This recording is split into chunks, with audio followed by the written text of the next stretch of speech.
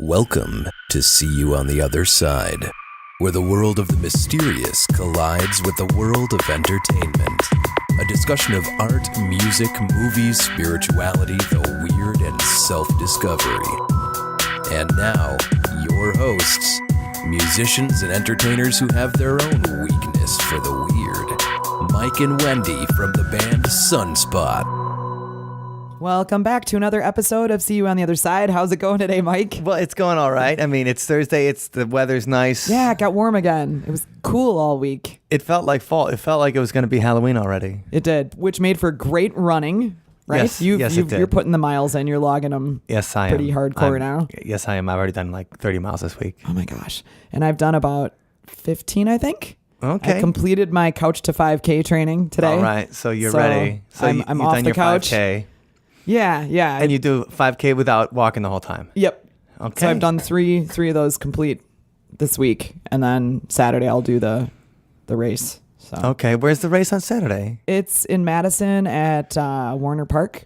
Okay. So it's a nighttime, one of those glow in the dark. Oh, really? So they you're have gonna wear like neon.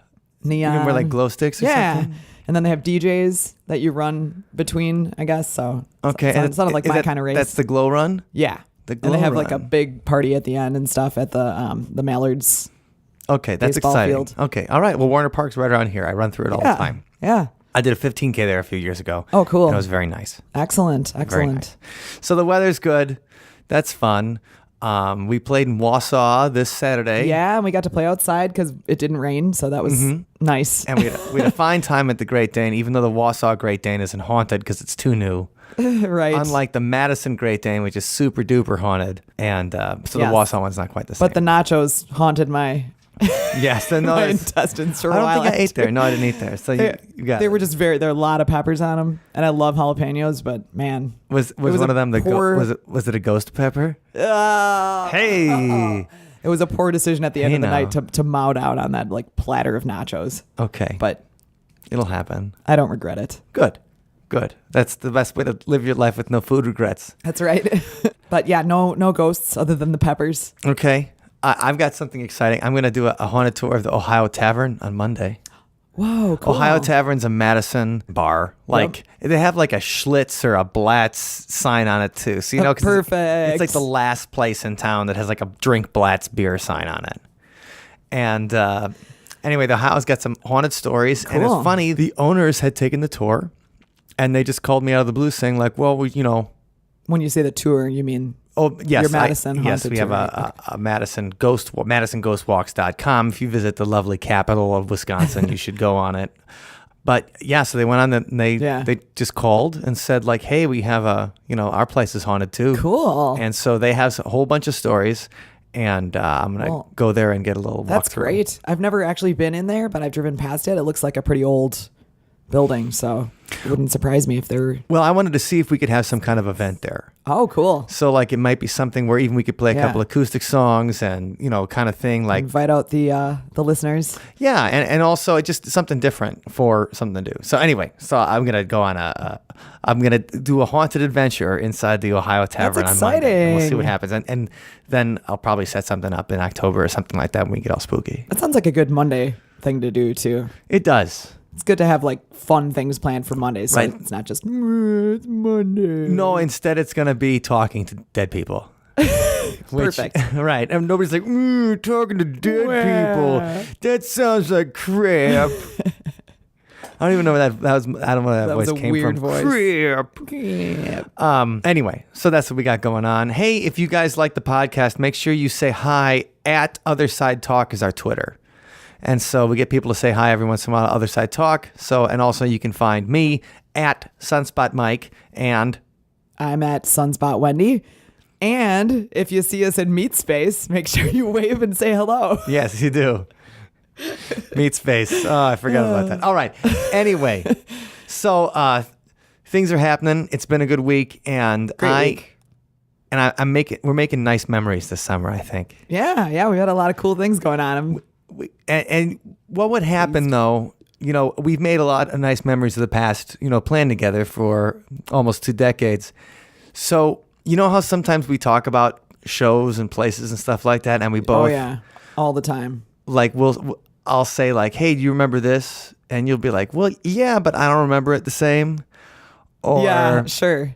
Time has altered our memories a bit. has changed, right? So like we remember things not just how we want to remember them sometimes, but also we remember them to fit our situation. Right. Okay. So let's go say we're going to play a show at a bar that we haven't been at for 5 years or something like that. Let's say it's in Indiana or something like that. Oh, we're going to go back to Indiana. And do you remember the last time we were at that place? Oh yeah.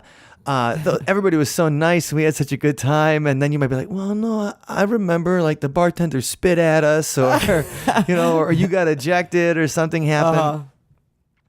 And so like I'm remembering it as a happy thing because I want it to be happy because we're going back there. I see. So my memory is fitting. And I remember it as a bad thing because You're a grump. Debbie Downer. Mwah, mwah. Right. And so that's the thing. It's like memory is a fluid thing. Right. I mean, a lot of our remember the first road trip tour that we took? Mm-hmm. Like everything went wrong. We broke down. I mean, there were a number. We started referring to it as the Murphy's Law tour. Yeah, Murphy's tour. That was horrible. It was really bad. A lot of really bad things happened, but like I still think about that as like one of the best ever trips. And when you're telling stories about it, we're like, oh no, this is. Even though at the time there was some point like where we had to. All hide in the truck because somebody was screaming they were going to shoot somebody else inside Francis Slocum State Park in Pennsylvania. Or when our first show got canceled. Or we were camping so we could save money and it was 105 degrees and we were basically melting in the tent. Yep, and that was the park where they were looking for a murder victim at the time. Yeah. So like all of those things. But when we think about it, we'd be like, oh, we could stay at that park again. That was a great time last time, wasn't it? And even though you're like, just your memory fits. Yeah. Kind of where you want it to go and what you want it to be. And that's good in some situations and bad in others. It's good in the way of we have these nice memories of this, of our first like extended tour. It hasn't ruined us. That was made us never want to tour again. Right. That was extraordinarily difficult. But at the same time, if we're giving court testimony, then that's interesting. You want it to be as accurate as possible. And if I'm remembering things that happened 20 years ago that aren't exactly the way, I mean, it even happened, just anybody you've known for a long time, you'll remember things in a different way. And that's what we're talking about today. Okay. Like the fluidity of memory and false memories, and also how that relates to paranormal activity, which does in a big way, because we have the kind of like the three big things of paranormal memory. One is past life regressions. Okay, right. So people get hypnotized and then they'll say that I used to live I was a farmer in Minnesota in 1846. They have vivid details about all the things around them. And right. Well, my name was Gunter. One of her first interviews, Susan Messino. Her son's Gunter. No. Oh yeah, but that's right. She believed that she was an actress, I think. Oh, in a past life. She did. So, yes, she did. Yeah. Okay. Yep, she was an actress, and then her son was on the Titanic. Right. Yeah. So her son was on the Titanic. So we've actually talked to people who have that kind of thing. And so past life regressions is a big one. Next up are UFO abductions. So like everybody, like that's where they remember they were getting abducted by. When they're missing time, they get hypnotized and regressed, and the missing time shows up as an alien abduction. Yeah. And so that's the second big one. And the third big one is satanic ritual abuse. That seems kind of incongruent with the other two. Well, you mean because people don't remember it happening until they get hypnotized? Or? Like we'll have to do that they blocked it out. That this was their, this is something so traumatic that they won't remember it and stuff. Okay. And they can only remember it through hypnosis. Oh, wow. Now, we'll do a whole episode on the 80s satanic panic when we do a Dungeons and Dragons episode and things like that later. Because that all connects with heavy metal and Dungeons and Dragons and the 1980s and the idea that Satanists were roaming the country and they were doing horrible things to people. And I mean, it was on Oprah. Yeah. It was on everything. Yeah, we had a discussion about the Satanic Panic. We brought it up before, and but this is where a lot of it comes in. Okay. Because the thing is, 1980, a Canadian woman, her name is Michelle Smith. Okay, so Michelle Smith is being interviewed or by her therapist, Dr. Lawrence Pasdar, and she starts remembering all these things that happened to her when she was a kid, that she was born into a family of Satan worshipers. Whoa. And they would kill and sacrifice people, and that the women would have children just to sacrifice the children and things like that. So this is in 1980 is when this book is published. Okay. And eventually Michelle married the doctor. So she married her doctor. Okay. She came in for depression because she had a miscarriage in 1976. And she said that, I've got something important to tell you, but I can't think what it is. And she kept on saying, I got something important to tell you, but I can't think what it is. That's a horrible feeling, too, when you have that happen. It is. I mean, it's bad enough when it's just like, it's another thing when you're in depression and it's your therapist. Right. It's like this is really important for Something therapy. Significant. But I just can't think of what it is. It's on the tip of my tongue. I'm just so sad. Anyway, they had a session again, and she screams for 25 minutes nonstop. Just like she's freaking out, and then starts speaking in the voice of a 5-year-old. Oh, gosh. So 600 hours of hypnosis over the next 14 months.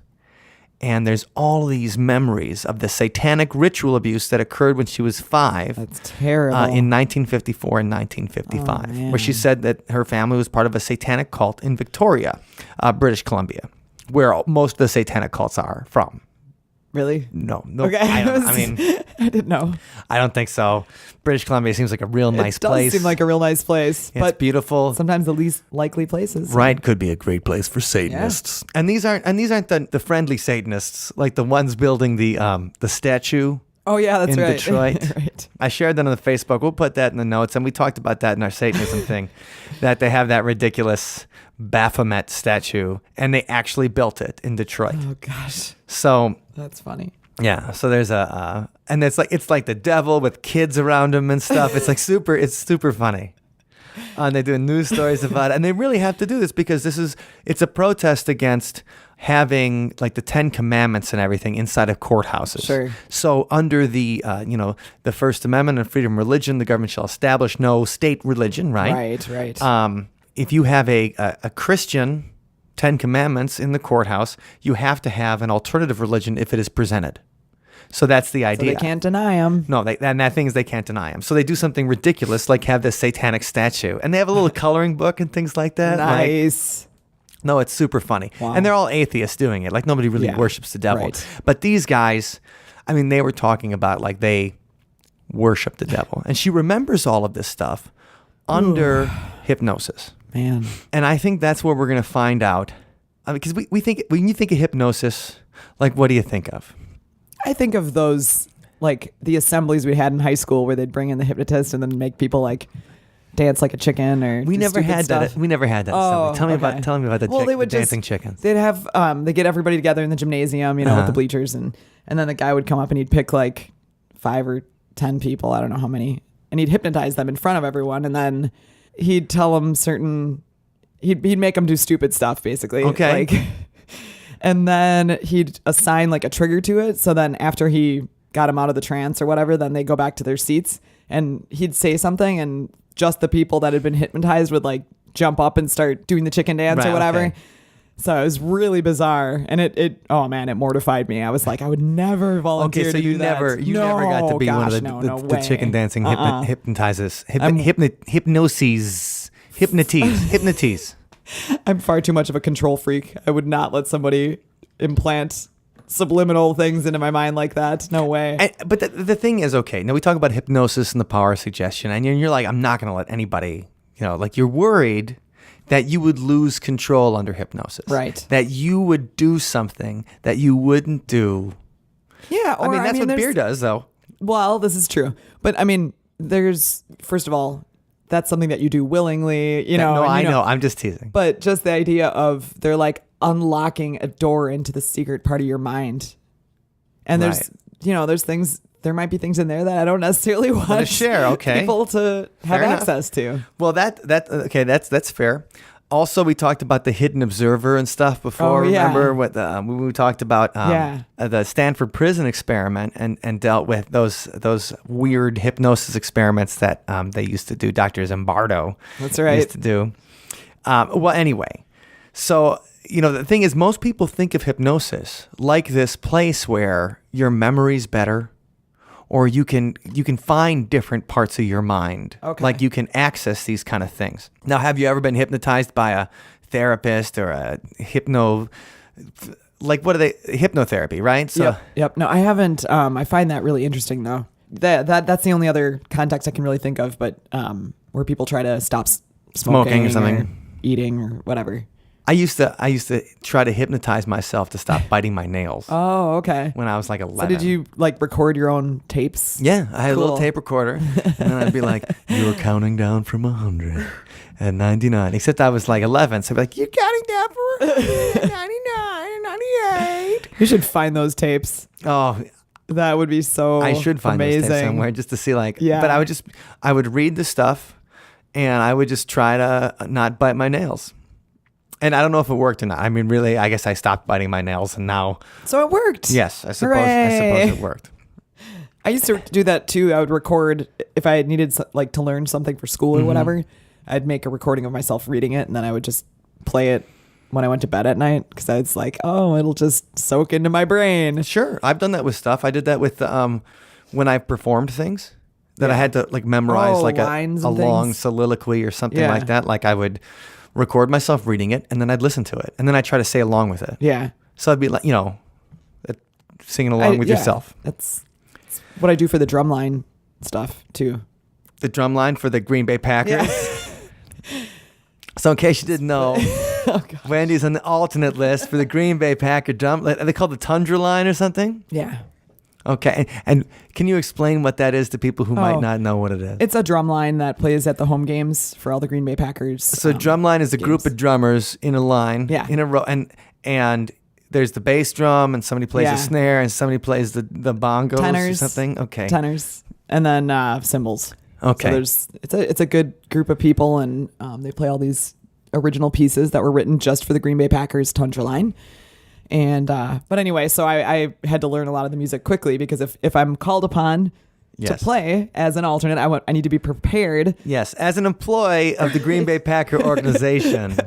Yeah, I'm basically a Packer. Yeah, basically, I'm on the team. You and Aaron Rodgers are like this. Me and Aaron are real close. Yes, but he calls me when Olivia's out of town. To learn the music, because since it is all original stuff, I made these little recording tracks with the bass drum parts, so I could and then I just play them. I have them when I'm driving or whatever. I just have it playing, so I can kind of have it ingrained in my mind. Sure. So it's there and it's easy to. It's like just like the words to a song after you heard it 1,000 times. Exactly. And you're just like, well, I just know the words. I don't even know how I know the words. I wasn't trying. So the power of suggestion, hypnosis. I mean, we got off track there a little bit. Yeah, sorry about that. But no, it's okay. That's okay. We always like to talk about the Packers. But so the thing is, with hypnosis, we think of it as this place where you can discover truths, where you remember things that are hidden from the conscious part of your brain. That isn't necessarily true. What? That's right.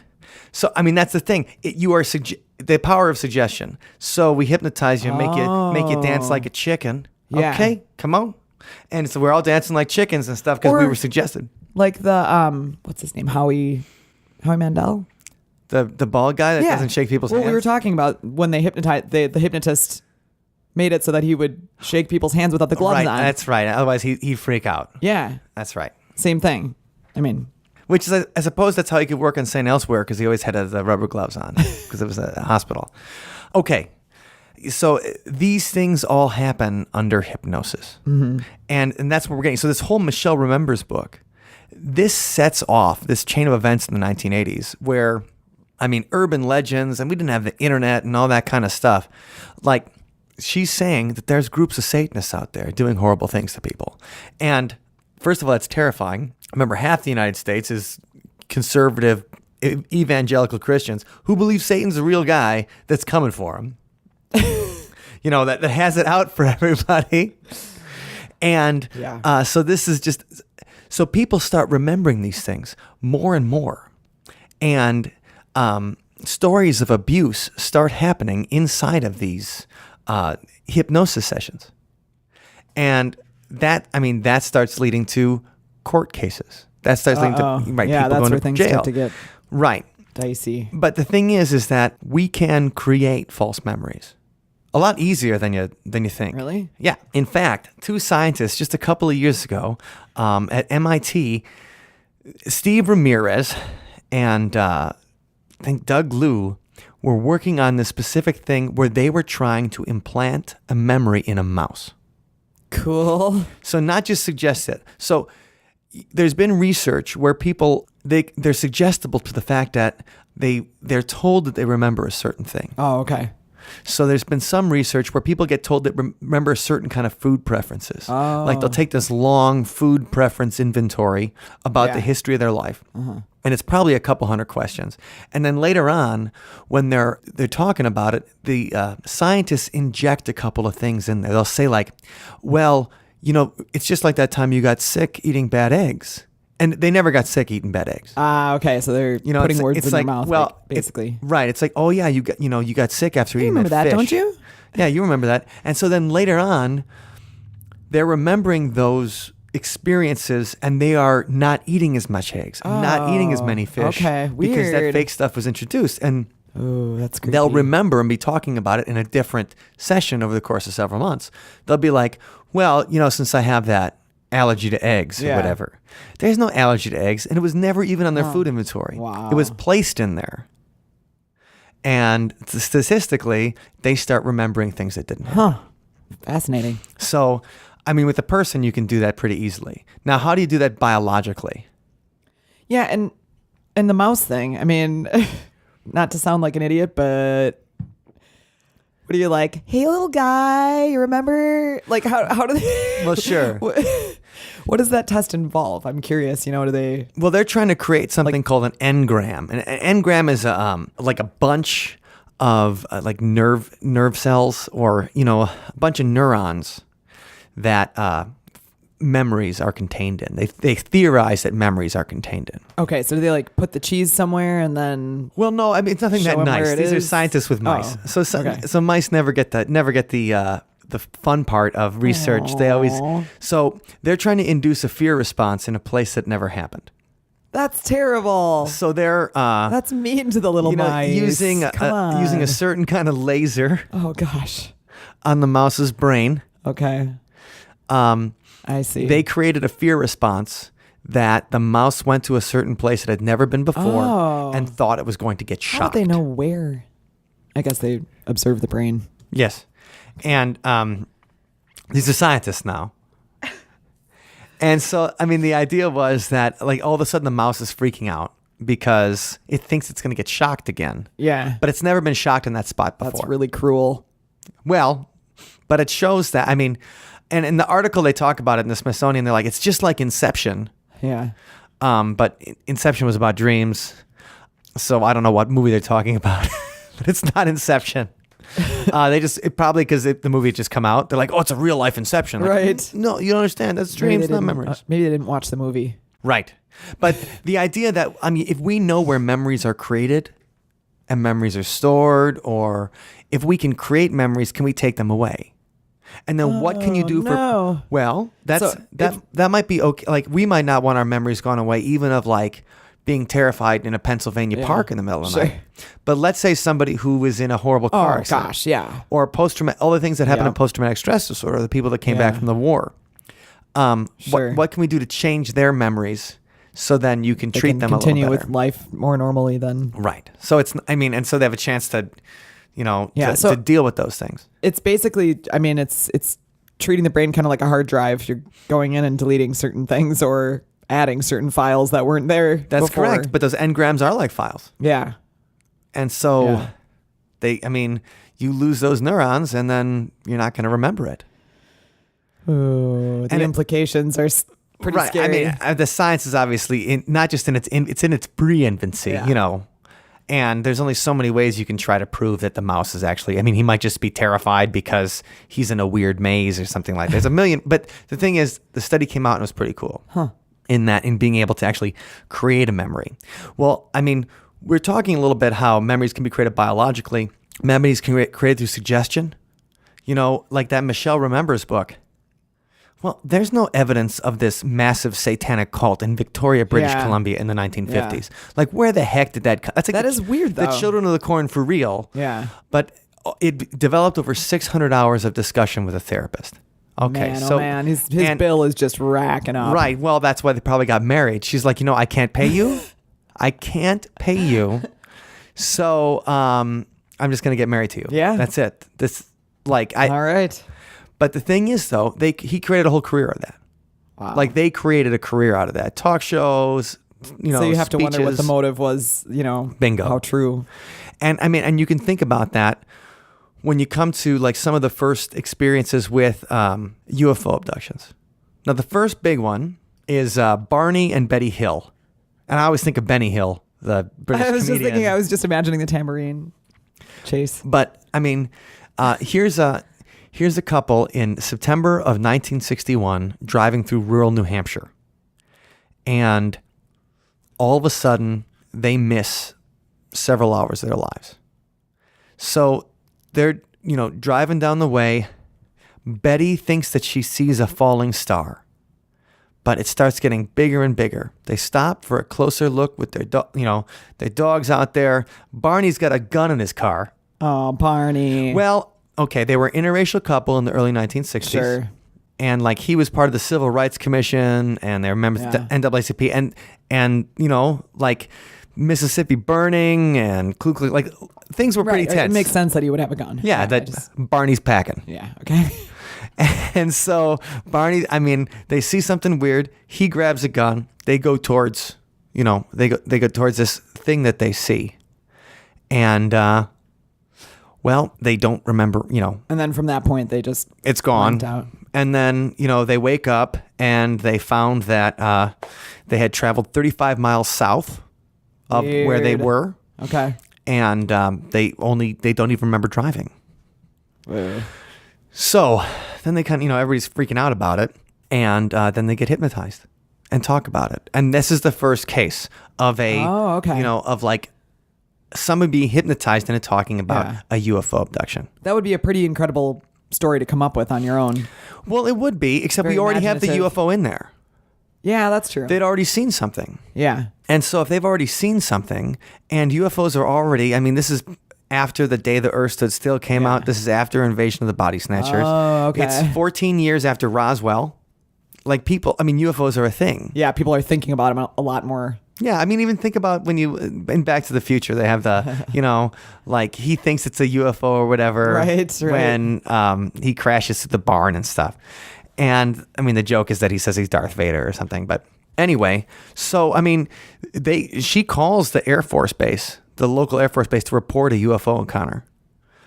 She was afraid of being labeled eccentric, so she withholds some of the details. And then they start investigating it. The Air Force starts investigating it because at the time there was Project Blue Book, which we talked about Project Blue Book a lot with Mark O'Connell. Oh, yeah. Because the person that he's writing the book about, Dr. J. Allen Hynek, was like the guy in charge of Project Blue cool. Book.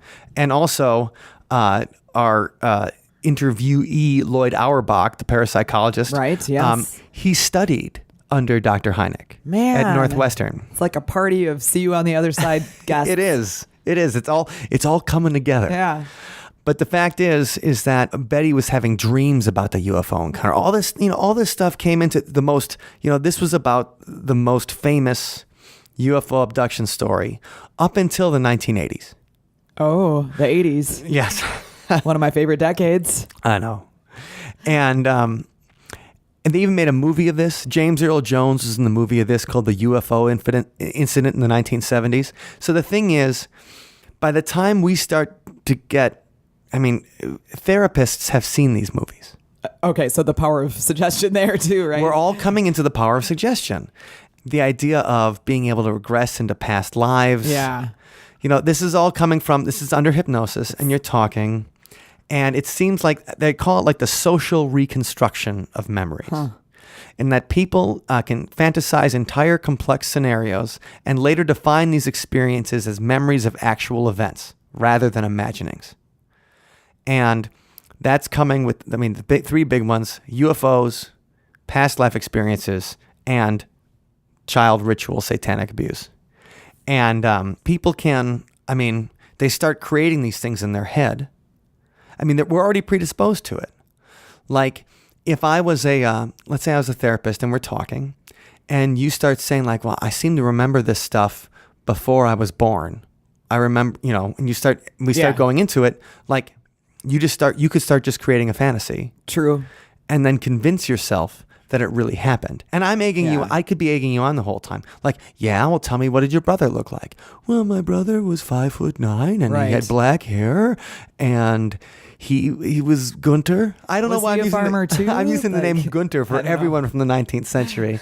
That's a big 19th century name in my world. Yeah, apparently. Yeah. But and so there's all these studies done that were saying that the usefulness of hypnosis with eyewitness testimony and using hypnosis to refresh testimony, and saying that memory distortions often involve inaccuracies in detail, and it's not necessarily fabrication of everything unless it's like a past life or something like that. But the thing is that your mind starts filling in details that you don't actually remember. Sure, that's what the brain does. And you're also being asked.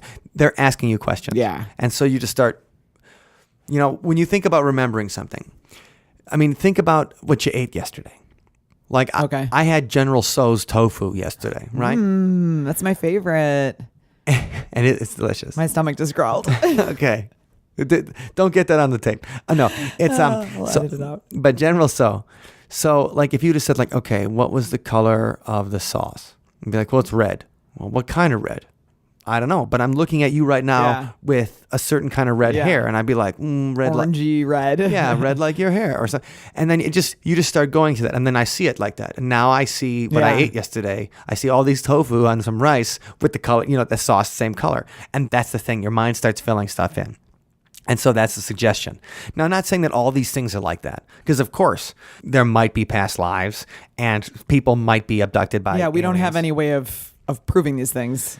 And it's when it's just your word versus right. No one's. And the thing is, a lot of people remember abuse under hypnosis. Like, there was an entire, a whole bunch of people at this preschool went to jail too, in the early 1990s, because these psychologists were not necessarily hypnotizing the kids, but they were suggesting to the kids that they were being abused. Oh, man. And I remember reading the article, like, in Women's Circle, or one of the magazines my mother's had, and it goes to this whole thing about this. You read Women's completely Circle. Well, it was a magazine, it was hanging around. It was this whole thing about all this abuse that happened at a preschool, and it was just the most horrifying thing in the world. That's to terrible. think that people, a group of people, would be a conspiracy organized to do this. Yeah, really. Okay, well, those people have been acquitted now because it's all... they were implanting those suggestions in the children. Why? Maybe not maliciously. Maybe they just started to say, like, you could be overenthusiastic. Yeah. And this is where it gets murky. Because then what do you say to people? You're like, you know what? I just don't, we can't believe you. That's because a tricky one. Because, in some cases, abuse does happen. In some cases, aliens do abduct you. In some cases, these things could totally happen. And I think memory repression totally makes sense for situations of abuse and things like that. So why would the brain not do the same thing if right. if you were abducted by aliens and it was a traumatic experience? And so it definitely, there's definitely cases where people are abused and stuff. Yeah. But the thing is, I don't know if you can just rely on hypnosis, especially if you're talking about going to court or something like that. Like, is hypnosis enough for the social reconstruction of memory? And then a great article in the New York Times from 1997 even talks about how hypnosis can cause false memories. A psychologist at Ohio State found that when people were warned about the possibility of acquiring pseudo-memories under hypnosis, more than a quarter of them did anyway. So Dr. Joseph Green was the professor, and he said, there's a cultural expectation that hypnosis will lead to more accurate and earlier memories, but that's not true.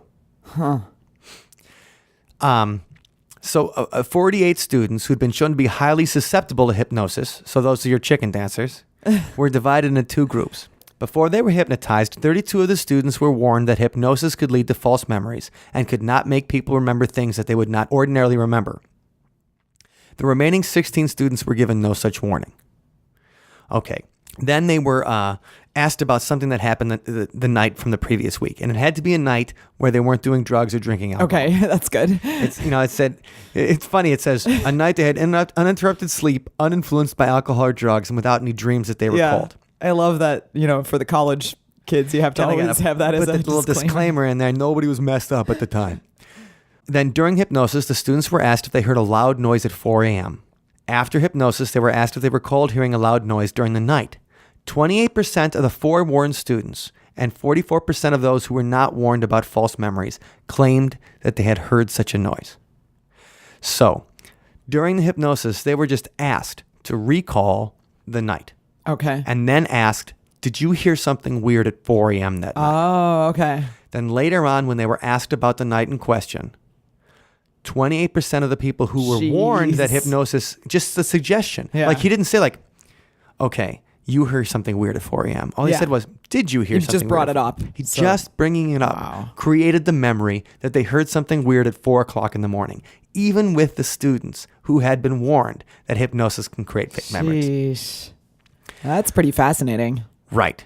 So, it just goes to show that, we talk about the power of suggestion and the inaccuracy of memory. Yeah. So let's say we're talking and we're having, let's say you're like, Mike, I don't know what happened between 10 p.m. and 6 a.m. on Saturday. And I'd be like, well, it's because you had too much Scotch Ale at the Great Dane. No, but I'd be like, you ate a lot of nachos. Right. And you had the nachos and those peppers did you in. But okay. So let's say you're like, hey, why don't you try to hypnotize me so we can figure it out? I'm like, okay. And I'll say, Wendy, was it aliens? And you might be like, no. And then later on you could be like, maybe. I think it was aliens. Just because I asked you, was it aliens? Right. It's like the brain is hearing a muffled version of it. It just picks up like aliens, 4 a.m., and then whatever it constructs out of that and the other things floating around in there. Well, and this is the trouble with the research. There's a Dr. John Mack, and he was a psychiatrist and a professor at Harvard Med School. And him and this other guy named Bud Hopkins got really into the research into UFO abduction. And they wrote a book called Intruders. And Intruders was all about all the people that had experienced these memories like these alien abductions, and then later on would remember them. Okay. And also like people get hypnotized on unsolved mysteries at the time. Yep, I remember those. I'll put an Unsolved Mysteries in the show notes because I watched like a whole one from like 1987, awesome. just like a month ago, because they're all on YouTube. Like somebody put everything on YouTube, and it's completely illegal, but I think it's still up there because nobody's going to be like, I want to get them Unsolved Mysteries DVDs. Give me my royalty check for that YouTube video. I think Robert Stack's been dead for 10 years, but the thing was, these guys start getting into it. They're known as alien abduction researchers. Okay. So if you're going to be talking to them or going to be hypnotized and talk about your memories to people that you know are alien abduction researchers, that you may have read Intruders, the book. My dad even bought that book. That's cool. And he's not a guy that believes in that kind of stuff. But he's like, well, it's got a Harvard Med School psychiatrist wrote. He's like, we better check this out. Respectable. And, and then he certainly found some things. He found some of the cases that he's like, well, they might be aliens. They found enough evidence where it's like, you know what? I can't say that this person's lying. I can't say that this memory is completely inaccurate. Inconclusive. Right. But they go through that and they do that research. So, if you're talking to Bud Hopkins or John Mack, what you're expected to say. Yeah, right, exactly. And it's been that, yeah. So I think one of the breakthroughs of it was in the late 80s, there's a book called Communion by Whitley Strieber.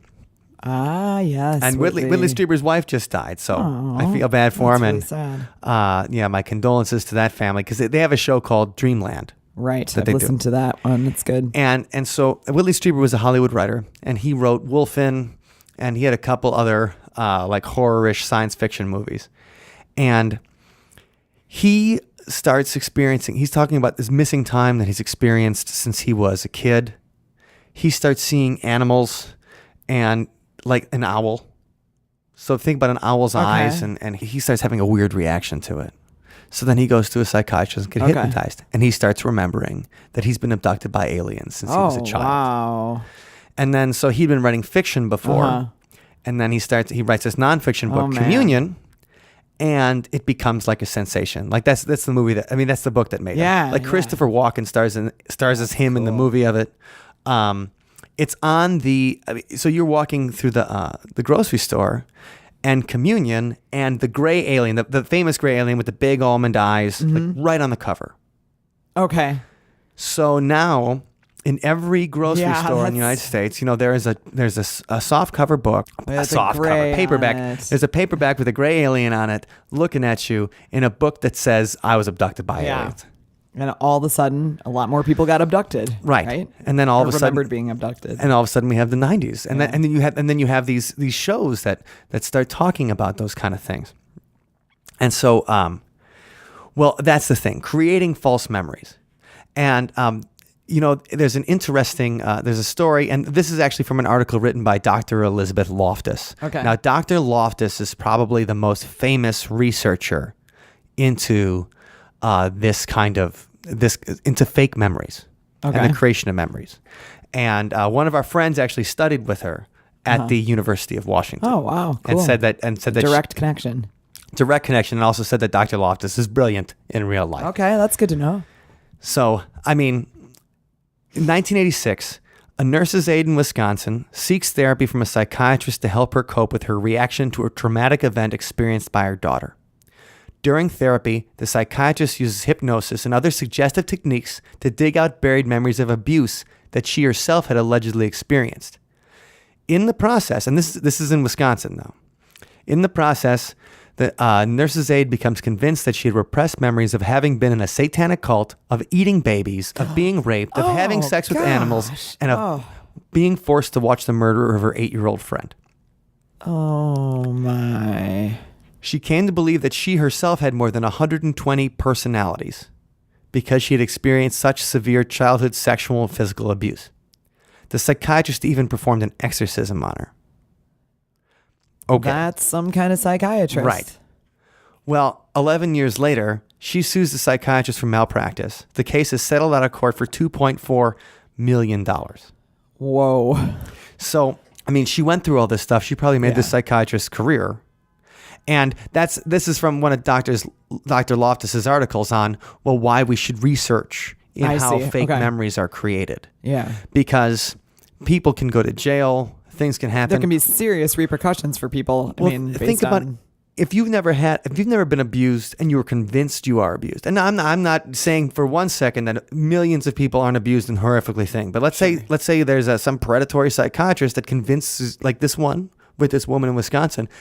This psychiatrist convinces you are abused. Yeah. All of a sudden, you're living a trauma, and you might have dreams about it. You might have, triggers, just in your normal everyday life. It's affecting you. It's affecting you because this person planted those memories in you. And that's and there's been hundreds of experiments into this, and a lot of it because, people will challenge eyewitness testimony. And it is, because eyewitness testimony is the most damning thing of all. Right. Think about it. Somebody goes like, who murdered Mr. Body in the study with the candlestick? And they point right at you and they go, it was Mrs. Peacock. Yeah. And you're like, no, I'm not even Mrs. Peacock. I'm Colonel Mustard. But the thing is, that's why you need to do research into that kind of stuff, because it's like, well, you need maybe more proof than just a witness.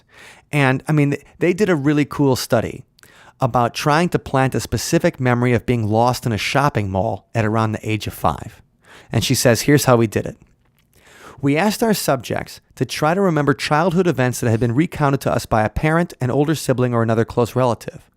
We prepared a booklet for each participant containing one paragraph about 3 events that actually happened and 1 that had not. We constructed the false event using information about a plausible shopping trip provided by a relative who also verified that the participant had not in fact been lost at around age 5. Okay. So the lost in the mall scenario, including the following elements. They're lost for an extended period. They were crying. They were aided and comforted by an elderly woman. And finally, they were reunited. After reading each story in the booklet, so 3 of them are real and 1 of them is this fake one of them being lost. Okay. The participants wrote what they remembered about the event. If they did not remember it, they were instructed to write, I do not remember this. Uh-huh. So the participants recalled something about 49 of the 72 true events. So 68% of the true events were remembered. So 29% remembered being lost in the mall when they were 5. They remembered that story as true even though it wasn't. And even after in follow-up interviews, 25% continued to claim that they remembered the fictitious event. Wow. Even, later on. Sheesh. And so, I mean, that's the idea. They're recalling things that didn't happen, and they were trying to come up with details and stuff. Yeah. And the details were like, well, I was helped by a kind and elderly woman. And so that's the thing. It's like, it was just suggested to them. 3 of these events are true, 1 of these are false. And they remembered the fake one. That's crazy. So that's just the kind of idea. And, as far as movies go that talk about these false memories and things, or that just, talk about memories that happen under hypnosis. Like I said, there's a UFO incident with James Earl Jones. It's about Betty and Barney Hill. That's a 1970s TV movie. So it's gonna be hard to find it. And like most 1970s TV movies, it's probably gonna suck. The Night Stalker doesn't suck. That's still a good one. Like 40 years later, but most of them are pants. There's a movie that came out 5 or 6 years ago now called The Fourth Kind. And it was like a found footage movie. You know what a found footage movie is? Kind of like Blair Witch Project, right? There you go. That's exactly right. Home movie. Yeah. So the idea is that they take a collection of home movies and they put it all together. Okay, that's cool. And this one had Milla Jovovich, who came up last week when we were discussing Resident Evil. That's right. So she is a dependable. Plus I thought that her version of Joan of Arc was better than the other one. Oh, okay. The Messenger, I thought she was a really good Joan of Arc. Even though Fifth Element, not a big fan, and a lot of people are, it's okay. So the fourth, sidebar. So the Fourth Kind, and that title is derived from Dr. J. Allen Hynek's classification of alien encounters. So, remember there was a movie called Close Encounters of the Third Kind? Oh, okay. Okay. So the fourth kind is when you're abducted. All coming together now. Yeah, so that's the close encounter of the fourth, and that's why they call it the fourth kind. Oh, cool. And so it's made up of a lot of these hypnosis videos. Okay. So that's what it's supposed to be, the found footage, the hypnosis videos. And then they have the dramatizations of the abductions and things like that. Gotcha. Anyway, it kind of bombed because it came out at the same time as Paranormal Activity, which was another found footage movie. Right. So it kind of was competing with Paranormal Activity. And so Paranormal Activity won out because it was a great movie. There's only room for one found footage movie at a time. Well, it's like when Armageddon and Deep Impact both came out at the same time. It's like, oh, man. Right. Saving Private Ryan and the Thin Red Line came out at the same time. So it's like two very similar movies come out around the same time. Somebody's going to be the winner. Got to go in the ring. Only one can come out. Yes, and the fourth kind did not come out, but I think it's on Netflix, so it's worth it. It's worth a check out because it's interesting. Another good one to watch if you want to see past life regressions is there's an X-Files episode called "The Field Where I Died." Ooh. And that's about how Mulder and Scully knew each other in a past life. Oh, that's cool. And so The Field Where I Died is a really great X-Files episode that deals with that kind of stuff. So those are just a couple of good examples. Yeah, there's plenty of things to check out there. Yeah, and I mean, and if you go look, you can find plenty of footage of people being hypnotized and talking about their alien abduction. Oh yeah, now with YouTube, I mean, right, just a few clicks away. And you can even find things that will do past life regression. I did like a self-hypnosis didn't buy it. I probably just downloaded some kind of long, like hour-long past life regression thing. And I think I just fell asleep. There's probably apps for that now too. Oh my God, there should be a past life regression app. Like hit this whenever you see deja vu and write down your surroundings. And then maybe like after a couple months, you start looking for a pattern. Commonalities. Yeah. And we'll talk because there is cool evidence about past lives. I mean, even, Carl Sagan talks about that. And Carl Sagan, the billions and billions guy from the original Cosmos, he even, talks about that there may be something to that because there's things that little kids remembering things that happen. Yeah, that's so weird. And that's not under hypnosis or anything. That's not suggestible. Like, well, do you remember something before you were born? Were you a farmer named Gunter? And so there is something to that. We'll talk about that, hopefully with somebody who remembers a past life sometime. That would be cool. But we can talk to Susan Messino's son. That's true. That's true. Yeah, that would be great. So there is something to it. It just might not be under hypnosis. Now, your memory is it's very fluid. And so you can't always trust it because your present surroundings change it and you're suggested and things like that. So anyway, next time you think you remember something perfectly, try to get the other side of the story from your friends, or if you have a recording of it, if it's something big, like that's why when people tell ghost stories and things, it's like, well, did you at least? Another good thing too is journaling. I know you're very diligent about that, but I try to be. But keeping the journal forces you to, when you go back, you go, oh yeah, wait, what happened that day? You remember it one way, and then you go back and clarify that maybe you can see what your mind has done. That waitress did spit at you in Indiana. Right? Yeah, exactly. Bartender. Well, and these things can be dangerous. Like we said, like that, that one woman in Wisconsin, she lived a traumatic life for 10 years. Those people from the preschool went to jail. The hysteria created around the idea that Satanists were running around and killing people. Yeah, that's crazy. That was part of the things that famous West Memphis 3 that had just been released from prison after 17, 18 years.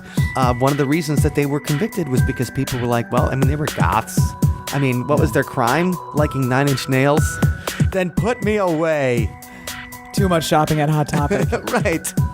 So but that's the whole thing. Our memories are easily manipulated. False memories can happen. So that's just something we always have to keep in mind. All right. Well, speaking of memory, this week's song is about how some people selectively remember the things that are great and try to forget the things that aren't. It's called selective amnesia.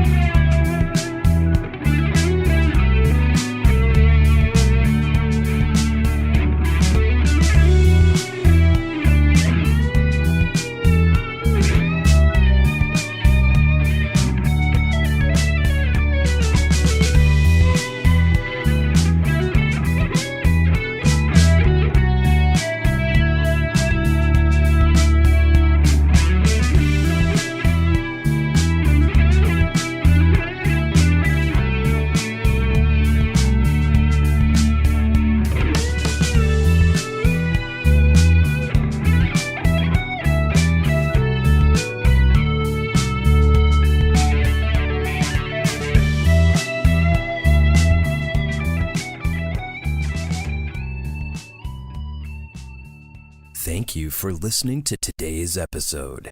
You can find us online at othersidepodcast.com. Until next time, see you on the other side. Hey, Mike. Hey, what? Remember that time when you told me that you'd buy me a beer after this?